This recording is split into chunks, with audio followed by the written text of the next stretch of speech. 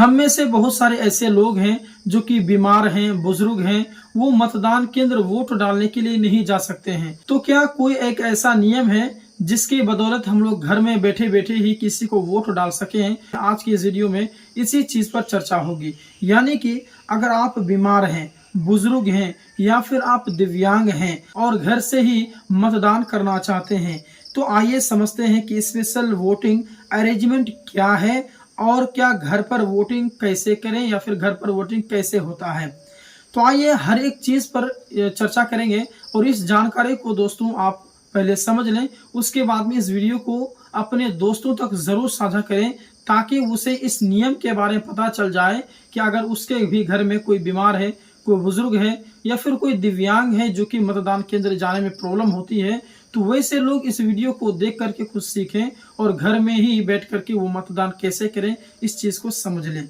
देखिए, नंबर 1 में समझिएगा कि होम वोटिंग यानी कि घर पर वोट डालने की सुविधा क्या है। देखिए, ईसीआई ने हाल में घोषणा की है कि 85 साल से ऊपर वाले मतदाता और 40% या उससे ज्यादा विकलांगता वाले यानी कि पीडब्ल्यूडी मतदाता अब घर से वोट डालने की सुविधा पा सकते हैं।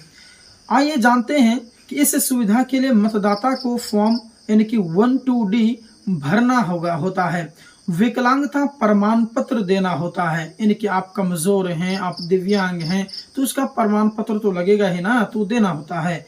और रिटर्निंग ऑफिसर द्वारा निर्धारित प्रक्रिया के तहत मतदान टीम घर आकर वोट लेती है।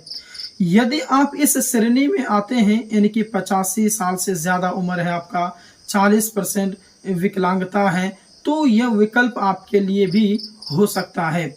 नंबर 2 में है कि पोस्टल बैलेट या फिर विशेष वोटिंग व्यवस्था, यानी कि सामान्य मतदाताओं के लिए, यानी कि जब आप बीमार होते हैं तो किसी और को आपके बदले वोट डालने देते हैं, यानी जिसे प्रॉक्सी वोटिंग कहते हैं, कानूनी रूप से आमतौर पर उपलब्ध नहीं है। ये चीज जो है यानी कि प्रॉक्सी वोटिंग उनके लिए होता है जो कि सरकारी कर्मचारी हैं, जो कि ड्यूटी में तैनात हैं, जैसे कि बॉर्डर पर हो गया, आर्मी हो गया या फिर एयरफोर्स हो गया, और इसी प्रकार से जो कि ड्यूटी में लगे हुए रहते हैं, तो वो प्रॉक्सी वोटिंग की मदद से वो तो वोट डालते हैं, वो अपने बदले में किसी अन्य व्यक्ति को, भरोसेमंद व्यक्ति को भेजते हैं और अपने जगह में वोट डलवाते हैं। तो वो प्रॉक्सी वोटिंग सरकारी कर्मचारियों के लिए ही खास होता है और दूसरों के लिए होता है, लेकिन उसका नियम अलग है।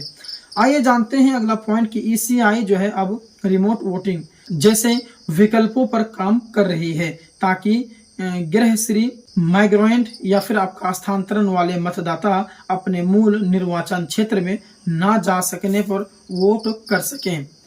आइए अगला पॉइंट की ओर हम लोग बढ़ते हैं। अगला पॉइंट है, अभी तक ये ऐसी व्यवस्था नहीं है कि आम बीमारी या घर में अनुपस्थित होने की स्थिति में किसी को आपके बदले वोट देने का अधिकार हो।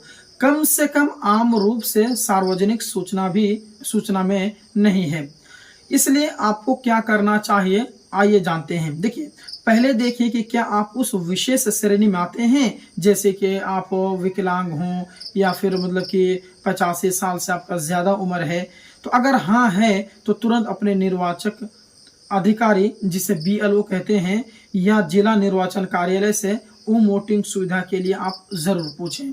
अगर आपके भी घर में ऐसा लग रहा है कि हमारे घर में बुजुर्ग हैं जिनका उम्र 85 साल है से ज्यादा है, या फिर आपके जो कि दिव्यांग हैं, तो वो जो है होम घर मतलब कि होम वोटिंग के लिए ही वो अप्लाई कर सकते हैं। BLO से भेंट करें या फिर आपके जो जिला निर्वाचन कार्यालय है वहां जाकर के आप मुलाकात जरूर करें।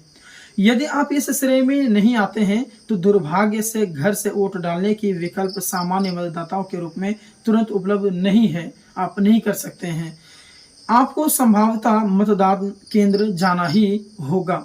अच्छा, अगर आप बहुत बीमार हैं और केंद्र नहीं जा सकते हैं तो देखें कि क्या आपके इलाके में निर्वाचन अधिकारी से विशेष व्यवस्था के लिए बात की जा सकती है। कभी कभी कोविड जैसी विशेष स्थिति में स्थानीय अधिकारी कुछ अलग सुविधा भी देते हैं, हालांकि यह सुविधा जो है सुनिश्चित भी नहीं है। इसीलिए आप जो है आगामी चुनावी घोषणाओं को जरूर देखेंगे, क्योंकि समय समय पर नियमों में बदलाव जो है होते रहते हैं और भविष्य में वोटर से वोटिंग जैसे विकल्प भी आ सकते हैं। तो दोस्तों इस वीडियो को अपने दोस्तों में ज़रूर साझा करेंगे ताकि वो जो है इन चीज़ों को समझें कि अगर उनके घर में बुजुर्ग हैं या फिर विकलांग हैं या फिर बहुत ज़्यादा बीमार हैं, मतदान केंद्र नहीं जा सकते हैं, तो वैसे लोगों के लिए सरकार बहुत सारी जो है सुविधाएं रखी हैं।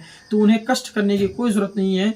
वो जो है बीएलओ से ज़रूर मुलाकात करेंगे या फिर जिला निर्वाचन जो है जो कार्यालय है वहाँ पर आप जो है ज़रूर इस मामले को उठाएंगे।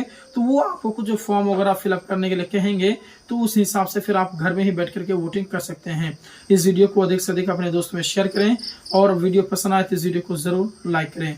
मिलते हैं फिर एक और नई जानकारी के साथ में, तब तक के लिए धन्यवाद।